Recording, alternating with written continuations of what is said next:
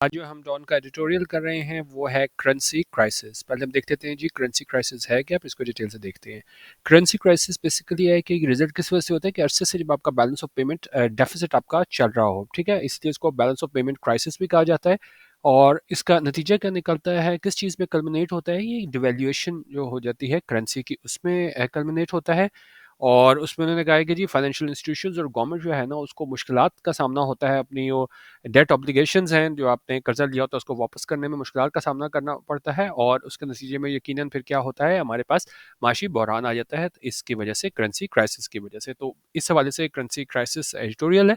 और बेसिकली ये है क्या, ये नोमुरा है, इसकी प्रोनाउंसिएशन मुझे नहीं पता, इसको चेक कर लीजिएगा, नोमुरा। और ये है क्या, टॉप फाइनेंशियल सर्विसेज कंपनी है बेस्ड इन जापान, जापान की है ना फाइनेंशियल सर्विसेज कंपनी है नोमुरा। और इसने क्या किया है, has included Pakistan among 7 countries threatened bye a currency crisis. उसमें शामिल किया है पाकिस्तान को उन 7 ममालिक में जिनको खतरा है करेंसी क्राइसिस का, raising the perceived risk of default in the next 12 month. और इसमें इन्होंने बढ़ा दिया है एक जो परसीव रिस्क है कि भाई इस किस चीज़ का, डिफ़ॉल्ट का, कि जी पाकिस्तान डिफ़ॉल्ट कर जाएगा। दूसरे 7 ममालिक भी हैं कितने, अगले 12 महीनों में, ठीक है। अच्छा, और इसमें ये इंपॉर्टेंट चीज़ है कि जी एक तो उन्होंने पाकिस्तान को शामिल किया है, नोमेरा ने, ये जापान की फाइनेंशियल सर्विसेज कंपनी है, उसमें जो दूसरे ममालिक हैं वो ये वाले ममालिक हैं, ठीक है, इसको हाईलाइट कर दें। ये दूसरे ममालिक हैं, कंप्राइज का मतलब होता है मुश्तमिल होना। ये दूसरे ममालिक हैं, इसमें क्या क्या शामिल है, इजिप्ट है, रोमेनिया है, श्रीलंका है, टर्की है, चेक रिपब्लिक है एंड हंगरी है, ठीक है। अच्छा, the bank said 22 of the 32 states covered by its early warning index to Maclus have seen their risks rise since May. अच्छा, अब इसमें बैंक ने कहा है कि जी 32 में से 22 स्टेट्स जो थी ना, जो कवर करते हैं अर्ली वार्निंग इंडेक्स डोमैकुलस, ठीक है। अब इसका भी मुझे प्रोनाउंसिएशन एग्जैक्ट नहीं सही पता है किसकी, डोमैकुलस की और ये नोमुरा, ठीक है, इसकी आप चेक कर लीजिएगा। तो उन्होंने कहा जी ये डोमैकुलस है ना, इनका जो वार्निंग इंडेक्स है उसमें ये देखा गया है कि उस रिस्क में इजाफा हुआ है, कब से, सिंस मई से। अच्छा, ये करेंगे और ये इंडेक्स किस चीज़ पे मुश्तमिल है। The index is based on 8 indicators that produce an overall score to assess the level of a country's vulnerability to a currency crisis. ये भी इंपॉर्टेंट लाइंस हैं। हमेशा जब भी आप पीडीएफ पढ़ा करें तो साथ ना इसमें हाइलाइटर से ज़रूर हाईलाइट करते जाया करें चीज़ें। जिस तरह इसने कहा जी ये इंडेक्स है वो किस चीज़ पे बेस करता है, 8 इंडिकेटर्स हैं जो है ना एक ओवरऑल स्कोर लेके आते हैं ताकि जांचा जा सके, असेस किया जा सके कि किस लेवल पे है कंट्री की वल्नरेबिलिटी की, यानी कितना खतरा है उसको करेंसी क्राइसिस से। अच्छा, Kennedy Nomura has called the situation an ominous warning sign of the growing world-based risk in EM emerging market currencies. और Nomura ये है, इसने सारी सिचुएशन को, सारी सूरत हाल को कहा है कि बड़ी ominous है, खतरनाक है, एक वार्निंग साइन है, किस चीज़ के लिए, growing broad based risk in EM emerging market currencies के, वो बढ़ता हुआ ब्रॉड बेस्ड रिस्क है ईएम में, यानी इमर्जिंग मार्केट करेंसीज में। द रिपोर्ट में साउंड अलार्मिंग होने का, ये रिपोर्ट है, ये क्या है, मतलब एक तरह की खतरे की घंटी बजाती है, खतरे का एहसास दिलाती है, बट इजंट इन फैक्ट, लेकिन दरहकीकत ऐसा नहीं है। ऑल्दो ईएम्स रिमेन मोर वल्नरेबल, होने का अगर जो ईएम्स हैं इमर्जिंग मार्केट करेंसीज वो क्या है, ज़्यादा वल्नरेबल हैं। और लेकिन उन्होंने कहा यहाँ तक कि जो G7 इकॉनमीज हैं वो भी ये दिखाते हैं डेट ऑल बट का मतलब होता है ऑल एक्सेप्ट, कि जी सवाए जापान के, उनके पास क्या है, उनके जो डेमोक्रेटिक स्कोर्स हैं वो उस थ्रेशोल्ड से ज़्यादा हैं, led by America and Britain, ठीक है, जिसको लीड कौन कर रहा है, अमेरिका और ब्रिटेन। अच्छा, अब यहाँ पे बता रहे हैं कि जी पाकिस्तान जो इस लिस्ट में शामिल है, क्या इस चीज़ पे हमें हैरान होना चाहिए कि नहीं होना चाहिए, क्योंकि बड़े अरसे से आप सुनते आ रहे हैं कि जी पाकिस्तान डिफॉल्ट के करीब है, फिर इसहाक डार ने आगे कहा नहीं भी ऐसी कोई बात नहीं है, तो इसको हम यहाँ पे देख लेते हैं। Kiran ji, that Pakistan is included in the list is no surprise. उन्होंने कहा कि पाकिस्तान जो है शामिल है इस लिस्ट में, और दूसरे भी साथ दूसरे ममालिक में मैंने हाईलाइट आपको कराए हैं। उन्होंने कहा ये क्या है, कोई सरप्राइज नहीं है, कोई हैरानी की बात नहीं है। Facing unprecedented balance of payments troubles over diminishing foreign exchange cover and drying dollar inflows, the country has been unable to control soaring inflation or rectify the weakening exchange rate. ठीक है, ये बड़ी इंपॉर्टेंट लाइंस हैं। उनका सामना करते हुए unprecedented balance of payment trouble, unprecedented होते हैं जिसकी माजी में मिसाल ना मिलती हो, तो उनका सामना करते हुए ये unprecedented balance of payment trouble है, ये मुश्किलात का हमें सामना करना पड़ा इस बैलेंस ऑफ पेमेंट की वजह से, और किस वजह से हुआ ये, और डिमिनिशिंग फॉरेन एक्सचेंज कवर, एक तो ये हमारे फॉरेन एक्सचेंज जो डिमिनिश कर रहे थे, ख़त्म कर रहे थे, एक उसकी वजह से ड्राइंग डॉलर इन्फ्लोज, और फिर बाहर से हमारे पास डॉलर भी आना कम हो गए, ड्राई होना स्टार्ट हो गए डॉलर इन्फ्लोज आना मुल्क में। इन्फ्लोज क्या होता है? आना मुल्क में। तो उसकी वजह से क्या हुआ? The country has been unable to control soaring inflation, तो मुल्क जो है वो नाकाम रहा है कंट्रोल करने में। क्या चीज़? सोअरिंग। सोअरिंग होती है कोई चीज़ बढ़ती हुई, इन्फ्लेशन। तो हम बढ़ती हुई महंगाई को कंट्रोल करने में नाकाम रहे हैं, और rectify the weakening exchange rate, और हम रेक्टिफाई नहीं कर सके, ठीक नहीं कर सके जो वीकनिंग एक्सचेंज रेट है, ऐसा एक्सचेंज रेट जो क्या है वीकन हो रहा है, कमज़ोर हो रहा है। ठीक है? तो इस हवाले से बता रहे हैं कि क्यों ये कहा गया कि भाई पाकिस्तान जो है ना इसके डिफ़ॉल्ट के करीब है। Limited fiscal space means the government is not in a position to help millions of flood victims by warding off hunger and disease, let alone begin reconstruction of damaged infrastructure across the country. उन्होंने कहा एक तो limited physical space होने की वजह से इसका मतलब ये हुआ कि गवर्नमेंट जो है ना वो इस पोजीशन में नहीं है कि वो मदद करे लाखों की तादाद में फ्लड विक्टिम्स का, वो किस तरह करके? बाय वार्डिंग ऑफ होता है किस चीज़ को ख़त्म करके, और किस चीज़ को ख़त्म करके? हंगर और डिजीज़ को, लेट अलोन। और ये तो भूल लीजिए, लेट अलोन का मतलब होता है कि एक जो पीछे चीज़ हुई हुई है, एक वो उसको तो आप भूल ही जाएँ, ठीक है? लेट अलोन बिगिन रिकंस्ट्रक्शन, मतलब पीछे को तो करेंगे ही नहीं, इसको तो आप भूल ही जाएँ। जब ज़ाहिर है अब आपके पास इतने पैसे नहीं है कि आप फ्लड विक्टिम्स को जो है ना उससे हंगर से, डिज़ीज़ से बचा सको, तो रिकंस्ट्रक्शन जो है डैमेज इंफ्रास्ट्रक्चर की पूरे मुल्क में, वो तो क्या है, बिल्कुल ही आउट ऑफ द क्वेश्चन है, क्योंकि जब अगर आप ये काम नहीं कर सकते जिसके लिए कम लागत आएगी, तो ये जो है ना reconstruction of damage infrastructure across the country, इसे तो आप कर ही नहीं सकते। ठीक हो गया?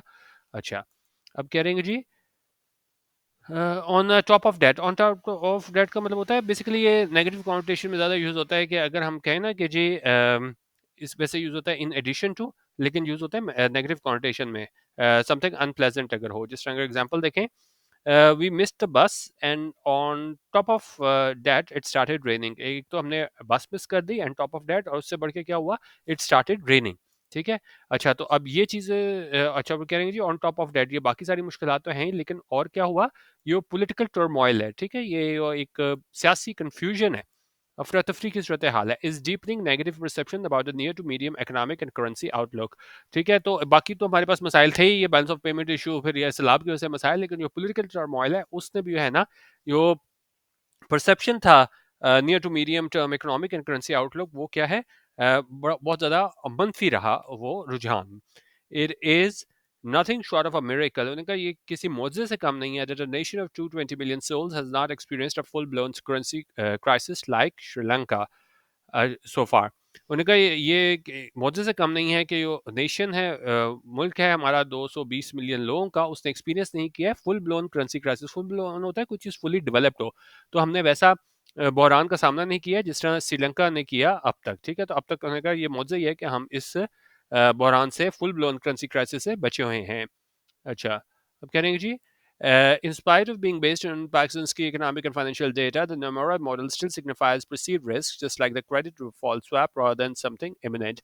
होने के बावजूद उसके कि ये बेस है पाकिस्तान के की इकोनॉमिक और फाइनेंशियल डेटा के, जो नमूरा मॉडल है ना वो सिग्निफाई करता है परसीव रिस्क को। जिस तरह हमारे पास एक चीज़, ये चीज़ भी हमने पिछले हफ्ते की थी क्रेडिट डिफॉल्ट स्वैप को लेके, तो उन्होंने कहा बिल्कुल जैसे क्रेडिट डिफॉल्ट स्वैप है। क्रेडिट डिफॉल्ट स्वैप को थोड़ा मैं एक्सप्लेन कर देता हूँ। ये होता है कि जी फाइनेंशियल कॉन्ट्रैक्ट जहाँ पे वो बायर होता है कॉर्पोरेट और सॉवरेन डेट का, और वो किस फॉर्म में लेता है? बॉन्ड्स की फॉर्म में लेता है। उसको कोशिश होती है कि वो एलिमिनेट करे पॉसिबल लॉस, मुमकिन नुकसान को। किस तरह कि अगर जो इशूअर है वो क्या है, डिफॉल्ट करता है बॉन्ड्स के सिलसिले में, और तो वो क्या करे, वो अपना लॉस कम करने की कोशिश करता है। और ये किस तरह अचीव किया जाता है? जो इश्यूर ऑफ द बॉन्ड्स होता है ना, वो इंश्योर करता है बायर को कि जो उसके मुमकिन नुकसानात होंगे वो उसको पूरा करेगा, और ये क्या है, एग्रीमेंट में लिख लिया जाता है। तो इस टर्म को भी आप मजीद डिटेल से विकिपीडिया पे देख सकते हैं। तो यहाँ पे कह रहा है कि जी बावजूद इसके कि वो ये बेस किया गया है ये सारा कुछ in spite of being based on Pakistan की इकोनॉमिक एंड फाइनेंशियल डाटा, तो उनका जो नमूरा मॉडल है ना वो क्या है, परसीव रिस्क दिखाता है, जिससे तरह हमारे पास क्रेडिट डिफॉल्ट स्वैप है रादर देन समथिंग इमिनेंट, बजाय इसके कोई ऐसी चीज जो बिल्कुल इमिनेंट हो, जो बिल्कुल क्या है, होने को हो। ठीक है? अच्छा, आगे कह रहे हैं जी but as an economist has been quoted as saying that a crisis takes much longer time coming than you think, and then it happens much faster than you would have thought. We never know when perceptions turn into reality. लेकिन उन्होंने कहा economist जिसको coat किया गया कि जिसने कहा कि जो क्राइसिस है, बहरान है, वो ज़्यादा टाइम लेता है आने में देन यू थिंक। जितना आप समझते हो कि भाई आएगा तो उससे ज़्यादा टाइम लेता है एंड देन इट हैपेंस, लेकिन जब वो होता है much faster than you would have thought, वो उससे ज़्यादा तेज़ी से होता है जितना आपने सोचा हो कि होगा। We never know when perceptions turn into reality, हमें कभी भी नहीं पता होता कि कब जो परसेप्शन है, हमारा ख्याल है, वो क्या है, रियलिटी में बदल जाए, हकीकत में बदल जाए।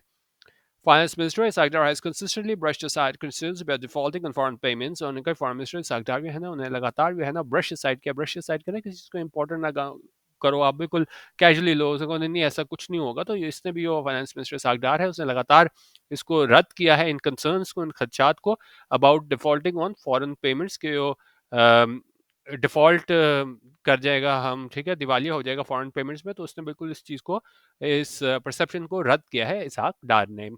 However, ताहम nervous investors and markets need more than mere reassurances from him.